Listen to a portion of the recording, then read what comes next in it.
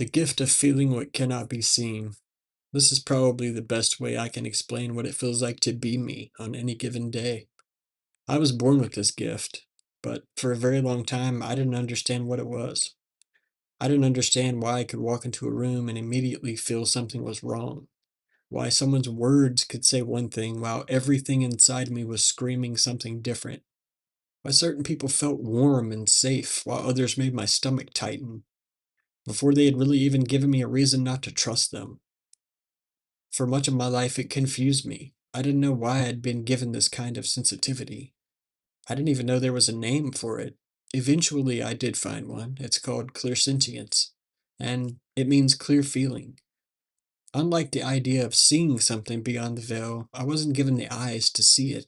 I was given skin, a heart that changes rhythm when something enters the room, a stomach that tightens when something doesn't feel right, a sudden warmth across my shoulders, goosebumps that seemingly pop up for no reason. I cannot always explain the feeling that I get. I don't always know how I know something. Sometimes I just feel it. And maybe that's the mystery of clairsentience is the soul speaking one of the oldest languages the human body remembers. Before thought, proof, or explanation, there was feeling. I've learned that emotions don't always introduce themselves honestly. Grief can smile, love can remain silent, fear can disguise itself as anger, and loneliness can sometimes be the loudest person in the room. But when you experience the world in this way, sometimes you feel what people aren't saying. Not with your ears, with something deeper, almost like an invisible string that's stretched between one human being and another.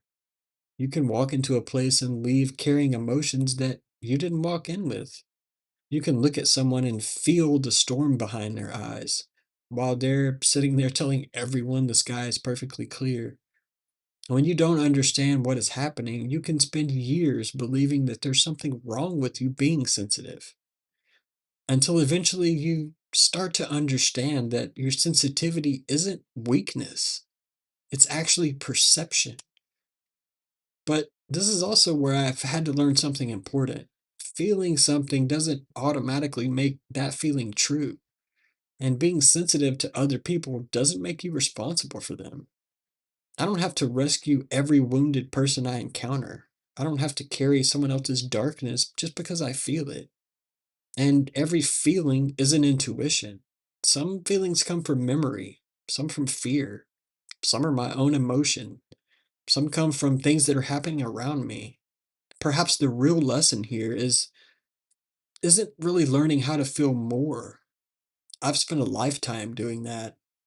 The lesson is how to discern, to ask yourself, is this mine or is this someone else's? Is this intuition or emotion? Is this something I should pay attention to now or simply feel it and let it pass through me without carrying it home? And this is where sensitivity becomes mastery. I've come to believe that clairsentience doesn't have to be about predicting the future. Maybe it's something much simpler, being profoundly aware of what exists right now around you.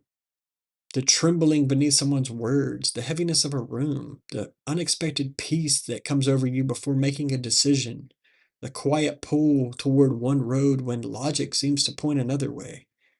It's like learning a language that doesn't use words, a compass without a needle, a whisper traveling through flesh and bone.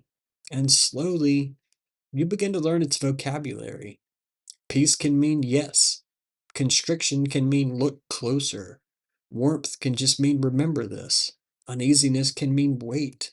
And sometimes silence itself is the answer.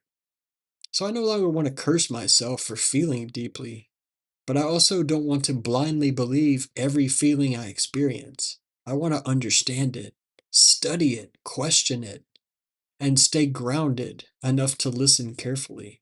Allow my intuition and reason to walk beside each other.